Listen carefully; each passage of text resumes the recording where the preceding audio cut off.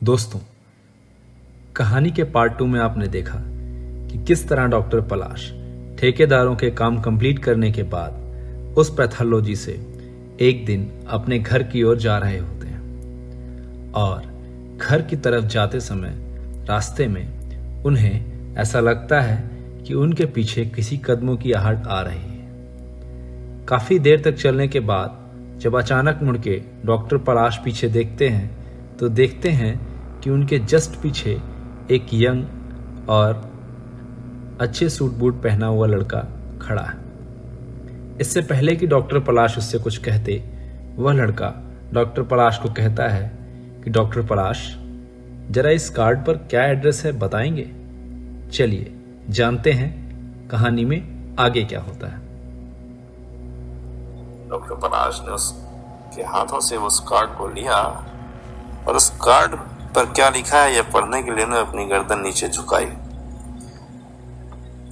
और उस कार्ड को देखते ही डॉक्टर पलाश के साथ फिर वही हुआ जो कुछ देर पहले उनके साथ उस घर में हुआ था। उनके रोंगटे खड़े हो गए और वो ये सोचने लगे कि इस कार्ड पर आखिर उनके घर का एड्रेस कैसे। यही देखने के लिए, यही पूछने के लिए उन्होंने जैसे ही अपनी गर्दन दोबारा ऊपर उठाई और देखा तो सामने कोई ना था। वो लड़का जो उनके पीछे इतनी तेजी से आ रहा था और जिसने उन्हें ये कार्ड दिया था, वो वहां नहीं था। डॉक्टर पलाश के मन में बहुत घबराहट हुई और वो तुरंत पीछे मुड़े और इस समय उन्हें सिर्फ अपना घर दिखाई दे रहा था। दौड़ते दौड़ते वो अपने घर के अपार्टमेंट तक पहुंच गए। अपार्टमेंट के नीचे बैठा गार्ड उन्हें इस हालत में देखकर खड़ा हो गया कुर्सी पर से और वो बोला कि डॉक्टर साहब, आप इतने परेशान क्यों? डॉक्टर पलाश ने उसे बोला कि तुम्हें क्या, तुम अपना काम करो, और ऐसा बोल करके वो सीढ़ियों पर चढ़े। सीढ़ियां 3-4 चढ़ने के बाद ही एक फ्लोर था जिसमें लिफ्ट और लिफ्ट के बगल में ही सामने से सीढ़ियां होती हुई सेकंड फ्लोर पे डॉक्टर पलाश के घर तक जाती थी। अमूमन तौर पर डॉक्टर पलाश लिफ्ट का ही इस्तेमाल करते थे, पर आज जब उन्होंने लिफ्ट का बटन दबाया तो लिफ्ट 14वें माले पर दिखा रही थी और ये दिख रहा था साफ साफ कि लिफ्ट अभी 14वें माले पर है और नीचे आ रही। डॉक्टर पलाश इतने परेशान थे कि वो जानते थे कि जब तक लिफ्ट 14वें माले से नीचे आएगी ग्राउंड फ्लोर तक, तब तक तो डॉक्टर पलाश सीढ़ियों के सहारे अपने सेकंड फ्लोर पर पहुंच जाएंगे। ऐसा कहकर डॉक्टर पलाश ने, ऐसा सोचकर डॉक्टर पलाश ने अपने कदमों को सीढ़ियों की तरफ बढ़ाया और जल्दी जल्दी सीढ़ियां चढ़ने लगे। अभी डॉक्टर पलाश ने सीढ़ियों का एक हिस्सा ही चढ़ा था और घूमकर जब दूसरा हिस्सा चढ़ने लगे तभी लिफ्ट की आवाज आई और डॉक्टर पलाश के सामने ही लिफ्ट खुली। डॉक्टर पलाश इस सोच में पड़े कि जब उन्होंने लिफ्ट का बटन दबाया तो लिफ्ट 14वें माले पर थी और अचानक ही ऐसे ग्राउंड फ्लोर पर कैसे खुल सकती। ये सोचकर डॉक्टर पलाश की नजरें जब लिफ्ट की तरफ गईं तो डॉक्टर पलाश कुछ देर के लिए थम गए। उस लिफ्ट से वही लड़का, सेम कपड़े पहने हुए, सेम हाथों में बैग, आंखों पर चश्मा, और ये सब देख करके डॉक्टर पलाश उसकी तरफ भागे। इससे पहले कि डॉक्टर पलाश सीढ़ियों का वो हिस्सा उतर करके नीचे आते और ये देख पाते कि वो लड़का कहाँ है, डॉक्टर पलाश के हाथों से वो लड़का जा चुका था। डॉक्टर पलाश ने तुरंत ही बाहर बैठे गार्ड से पूछा कि अरे, ये अभी एक लड़का यहाँ से गया, वो कहाँ गया? तो गार्ड बोला कि अरे साहब, यहाँ से तो कोई गया ही नहीं। आप भी साहब दिन भर के काम से थके बहुत हैं, परेशान दिख रहे हैं। एक काम करिए, जाइए ऊपर, भाभी ने खाना बनाया होगा, भाभी के हाथों का खाना खाइए, आज ही आई हैं, और आराम करिए, यहाँ तो कोई नहीं है। ऐसा सोचकर डॉक्टर पलाश दोबारा सीढ़ियों की तरफ भागे और सेकंड फ्लोर पर पहुंचते ही डॉक्टर पलाश ने डुप्लीकेट की लगा के घर को खोलना चाहा, पर घर पहले से ही खुला था। डॉक्टर पलाश दरवाजा खोल करके जब घर में गए तो जो उन्होंने देखा वो बयान करने लायक नहीं। डॉक्टर पलाश की बीवी जमीन पर पूरी तरह से रो रही थी और रो रो करके अपनी बच्ची के लिए दुहाई दे रही थी। थोड़ा और आगे बढ़ने पर डॉक्टर पलाश ने जो देखा उसको देख के शायद कोई भी बाप टूट जाएगा।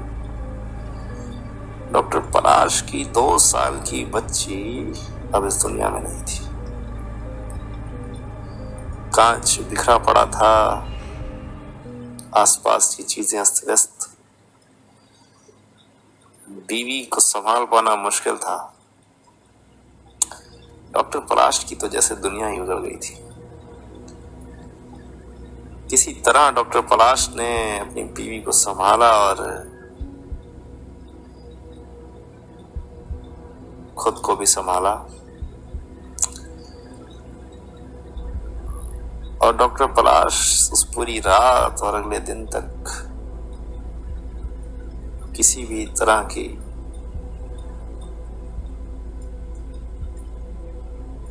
स्थिति में नहीं थे कि वो कुछ कर पाते। जैसे तैसे डॉक्टर पलाश और उनकी बीवी ने इस गम को अपने मन से निकाला और 10-15 दिन तक न डॉक्टर पलाश ही अपनी पैथोलॉजी गए और न ही उनके घर कोई मिलने आया। माँ बाप ने जैसे एक दूसरे से बात करनी ही बंद कर दी थी। दोनों की जिंदगी में कुछ बचा ही नहीं था शायद। उनकी छोटी सी बेटी अब इस दुनिया में नहीं थी। धीरे धीरे 1-8 महीने जब बीते तो डॉक्टर पलाश की वाइफ ने उनसे कहा कि आखिर जिंदगी तो चलानी ही है, मेरे ख्याल से तुम्हें पैथोलॉजी जाना चाहिए और दोबारा शुरुआत करनी चाहिए। ऐसा सोचकर डॉक्टर पलाश ने अपने आप को मजबूत किया और लगभग 2 महीने बाद डॉक्टर पलाश ने दोबारा अपनी पैथोलॉजी की ओर रुख किया। इस बार जब डॉक्टर अपनी पैथोलॉजी पहुंचे तो ठेकेदार अपना काम लगभग कंप्लीट कर चुका था।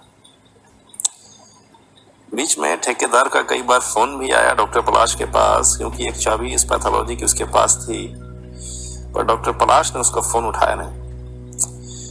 उस दिन सुबह जब डॉक्टर पलाश अपनी पैथोलॉजी पहुंचे तो ठेकेदार वहां मौजूद था और उसने बोला कि साहब काम पूरा कर दिया है, आप एक बार देख लीजिए, और काफी दिनों से आप दिखे नहीं और लड़के भी परेशान हो रहे थे। तो डॉक्टर पलाश ने बोला हाँ हाँ ठीक है, मैं देखता हूँ, और ऐसा कहकर अपनी पूरी पैथोलॉजी का एक बार जायजा लिया। सब कुछ ठीक था और वो कमरा भी बिल्कुल ठीक था जहां पर डॉक्टर पलाश को ऐसा कुछ दिखा था जो वो किसी से बताना नहीं चाहते थे।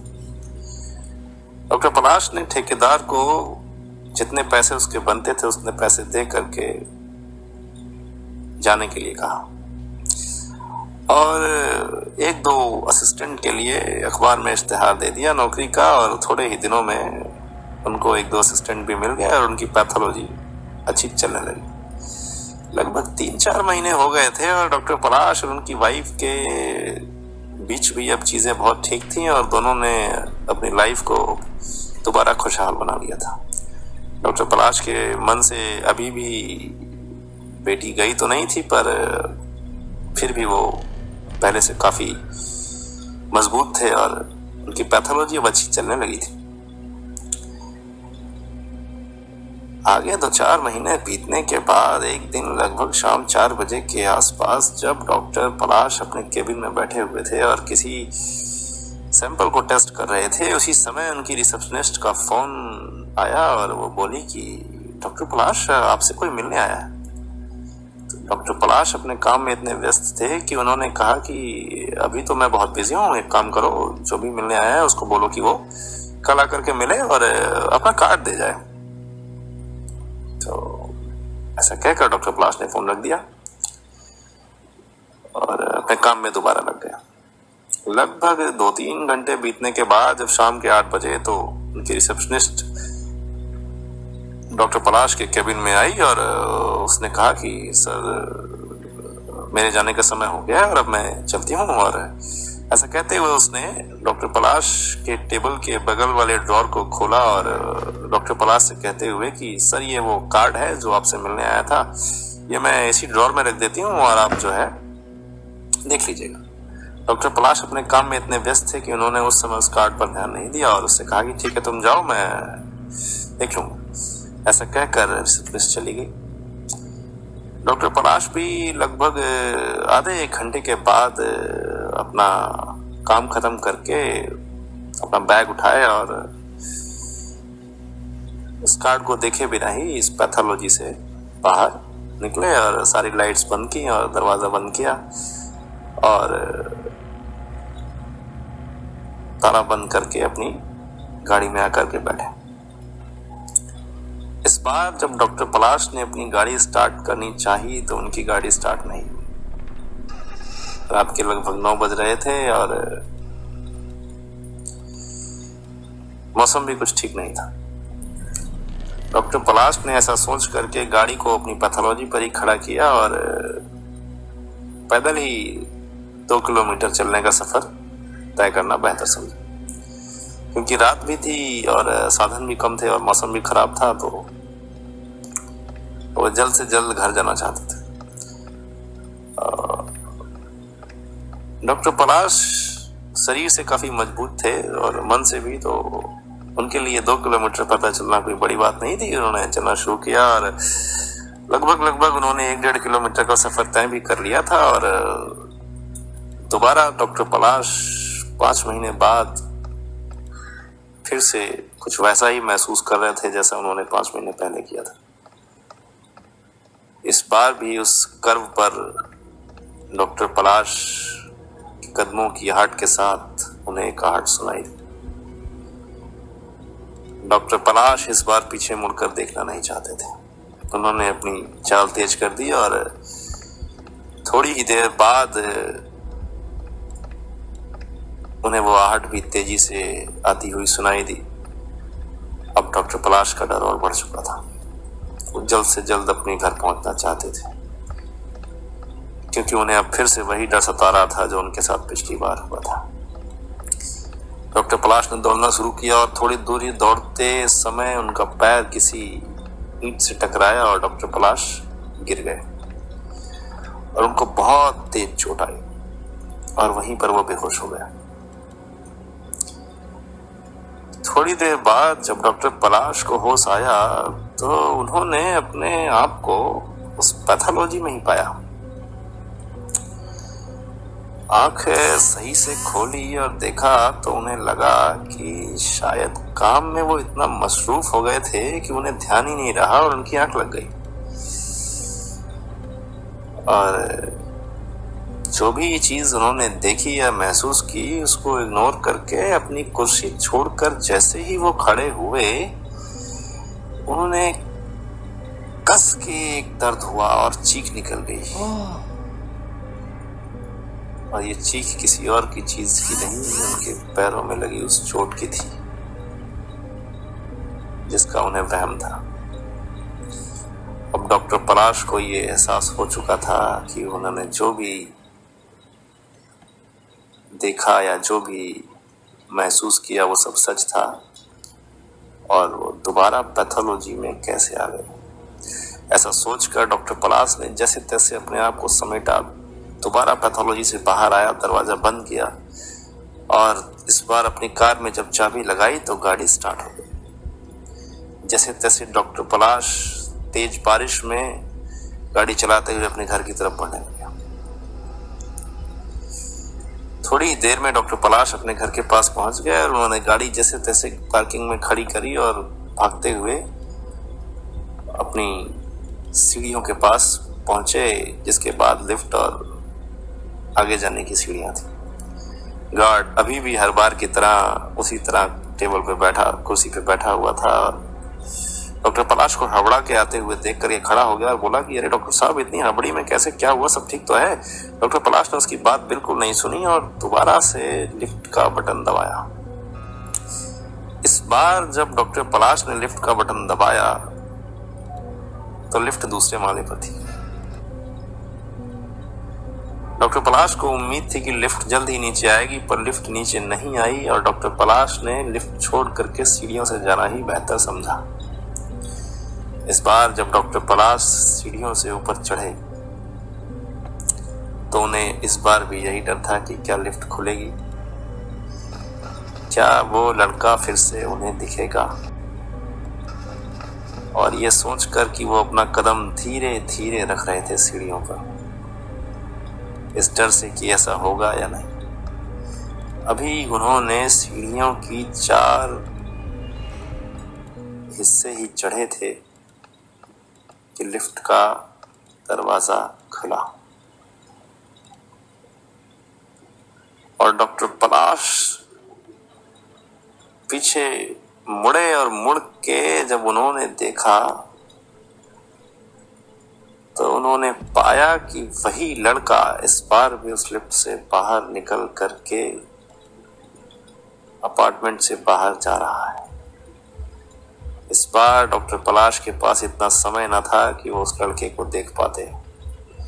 उन्होंने आओ देखा न ताओ अपने पैरों की चोट की परवाह किए बिना जल्दी से अपने घर में पहुंचे और पहुंचकर जो उन्होंने देखा वो मंजर, वो समा फिर से वही था जो आज से 5-6 महीने पहले था। इस बार उनकी बीवी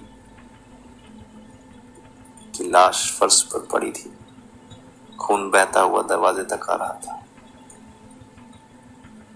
डॉक्टर पलाश बुरी तरह से टूट चुके थे। उनके हाथों से उनका वो बैग छूट गया और घुटनों के बल वहीं गिर पड़े। उन्हें एहसास ही नहीं था कि उन्हें कोई चोट भी लगी है, क्योंकि इस बार उन्हें जो चोट लगी थी उस दर्द के सामने उस घुटने का दर्द बिल्कुल बेकार था। अब डॉक्टर पलाश के पास खोने के लिए कुछ न बचा था। सारी रात डॉक्टर पलाश रोते रहे, रोते रहे, रोते रहे। थोड़ी देर बाद जब उनकी सिसकियां कुछ कम हुई तो उनके दरवाजे पर एक घंटी बजी। डॉक्टर पलाश रोते बिलखते उठे और जब उन्होंने दरवाजा खोला तो देखा कि सामने कोई नहीं। डॉक्टर पलाश दरवाजे को वैसा ही छोड़ करके पीछे मुड़े और वापस अपनी उस बीवी के पास जिन्होंने उन्होंने खो दिया था आ ही रहे थे कि तभी पीछे से एक एनवेलप सा सरकता हुआ आया और डॉक्टर पलाश के पैरों से टकरा करके रुक गया।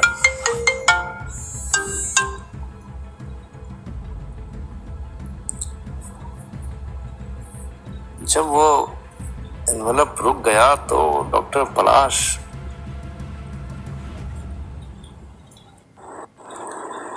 एनवेलप के डॉक्टर पलाश के पैर से टकराते ही डॉक्टर पलाश पीछे मुड़े और उन्होंने उठाकर उस एनवेलप को खोला तो उसमें एक पोस्ट कार्ड था जिस पर लिखा हुआ था कि डॉक्टर पलाश, मैं आपसे मिलने आया था शाम को, आप शायद बिजी थे। मैंने कार्ड भी दिया था आपकी रिसेप्शनिस्ट को, पर आपने शायद वो कार्ड देखा नहीं। अगर आप वो कार्ड देख लेते तो शायद कुछ बच सकता था। ये देखकर डॉक्टर पलाश को शाम का वो वाकया याद आया जब उसकी रिसेप्शनिस्ट ने उन्हें वो कार्ड दिया था और ड्रॉर में रखा है ये बताया था। डॉक्टर पलाश तुरंत ही सब कुछ भूल करके इस उत्सुकता में कि ऐसा क्या है उस कार्ड में दोबारा अपनी पैथोलॉजी की तरफ भागे और पैथोलॉजी पहुंचकर जब उन्होंने ड्रॉर खोला तो उस कार्ड को निकाला तो उसमें लिखा था कि 7 दिनों के अंदर ये पैथोलॉजी बेच दो, नहीं तो अगला नंबर तुम्हारा। ऐसा देखकर डॉक्टर पलाश को डॉक्टर मल्होत्रा की कही हुई वो बातें याद आ गईं, जब डॉक्टर मल्होत्रा ने उनसे कहा था कि अब उनके पास कुछ बचा नहीं है, इसीलिए वो ये पैथोलॉजी बेचना चाहते हैं। डॉक्टर पलाश को अब सब समझ आ चुका था। डॉक्टर पलाश ने तुरंत ही बिना देरी किए डॉक्टर मल्होत्रा को फोन मिलाया और थोड़ी ही देर बाद उधर से डॉक्टर मल्होत्रा ने फोन उठाया और बिना डॉक्टर पलाश के कुछ कहे डॉक्टर मल्होत्रा बोल पड़े कि मुझे बहुत दुख है डॉक्टर पलाश, पर मेरे पास सिवाय उस पैथोलॉजी को बेचने के कोई ऑप्शन नहीं था। मैं अपने परिवार को पूरी तरह से खो चुका था और खुद को नहीं खोना चाहता था, इसलिए ही मैंने वो पैथोलॉजी आपको बेच दी। और अब आपके लिए भी यही एक उपाय है कि आप भी जितना जल्दी हो सके उस पैथोलॉजी को बेच दें और मुझे माफ कीजिएगा। ऐसा कहकर डॉक्टर मल्होत्रा ने फोन काट दिया। डॉक्टर पलाश को कुछ समझ नहीं आ रहा था। जैसे तैसे वो रात डॉक्टर पलाश ने उस पैथोलॉजी में बिताई और अगले दिन ही सुबह पैथोलॉजी के सामने एक ठेला लगाने वाले के पास गए और उससे पूछा कि इस पैथोलॉजी में ऐसा क्या है, इस जमीन में ऐसा क्या है, इस घर में ऐसा क्या है कि यहाँ पे लोग ज्यादा दिन नहीं रुकते। वो ठेले वाला भी बोला कि अरे साहब, यहाँ तो आज से पता नहीं कितने समय से कभी कोई आता है कभी कोई आता है और फिर इसके बाद इसको बेच के चला जाता है। मुझे ज्यादा तो नहीं पता, पर इतना पता है कि यहाँ कुछ तो ऐसा है और आपको अगर ज्यादा जानकारी चाहिए तो जो बगल में दुकान है वहां जाइए, पूछिए, वो आपको बता देगा। ऐसा सुनकर डॉक्टर पलाश पैथोलॉजी से 2 घर छोड़ करके एक दुकान के पास गए और वहां बैठे एक बूढ़े आदमी से उन्होंने उस घर के बारे में पूछा। तो ये कहा कि वो उस घर को खरीदना चाहते हैं और उसका मालिक कौन है। ऐसा सुनकर वो बूढ़ा डॉक्टर पलाश को बोला कि अरे साहब, उस घर को खरीद के आप क्या करोगे, वो घर मनहूस है, वहां आज तक कोई 2-3 महीने से ऊपर टिक नहीं पाया, सारा परिवार चला जाता है उसमें। डॉक्टर पलाश ने उससे पूछा कि आखिर ऐसी क्या बात है। तब उस बूढ़े ने बताया कि आज से 20 साल पहले वहां एक छोटा सा हॉस्पिटल हुआ करता था। उस हॉस्पिटल में एक डॉक्टर था जिसका नाम प्रमोद सरकार था और उसके यहाँ 3-4 लोग काम करते थे। उन्हीं में से एक लड़का था जिसका नाम था प्रदीप। जवान 18-20 साल की उम्र, बना ठना, दिखने में सुंदर, काम करता था वो उनके यहाँ। दिखने में सुंदर काम करता था वो उनके यहाँ। एक दिन शाम को पता नहीं ऐसा क्या हुआ उस लड़के और डॉक्टर सरकार के बीच में कि उस डॉक्टर सरकार ने उसे बहुत मारा। इतना मारा कि उस बेचारे की जान चली गई। और लोग बताते हैं कि डॉक्टर सरकार ने उसे उसी घर के किसी कमरे के अंदर दीवार में चुनवा दिया। तब से लेकर आज तक इस घर में जो भी आया वो बचा नहीं साहब, बचा नहीं। इसलिए आप ये घर ना खरीदें। अब डॉक्टर पलाश की आंखें खुल चुकी थी और उनके सामने सारी सच्चाई आ चुकी थी। अगले ही दिन सेम डॉक्टर पलाश ने भी वही किया जो डॉक्टर मल्होत्रा ने किया था और अखबार में इश्तिहार निकलवाया और सुबह 10 बजे के लगभग उनके पास एक फोन आया और बोला कि हेलो, आप डॉक्टर पलाश बोल रहे हैं? उधर से डॉक्टर पलाश की भी वही आवाज, हाँ जी मैं डॉक्टर पलाश बोल रहा हूँ, बताइए। उधर से शायद कोई द्विवेदी जी थे। वो बोल पड़े कि अरे डॉक्टर पलाश, मुझे एक्चुअली में आपका घर बहुत पसंद आया है और मैं उसे खरीदना चाहता हूँ, और आप कब फ्री होंगे, मैं आपसे आके मिलूं। डॉक्टर पलाश ने बिना समय बर्बाद किए द्विवेदी जी को बुलाया और उस घर की चाबियां और घर के कागजात सौंप कर वहां से चल दिए। डॉक्टर पलाश जानते थे कि अपनी जान बचाने के लिए उन्हें ये करना ही।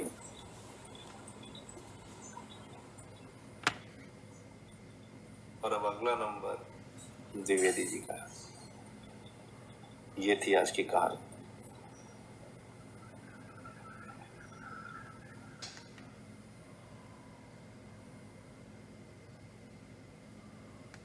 तो दोस्तों, इस तरह से आपने यही से एक अजीब सी पैथोलॉजी की कहानी को सुना। अगर आपको ये कहानी अच्छी लगी हो तो इसे लाइक, सब्सक्राइब और शेयर करना बिल्कुल ना भूलें।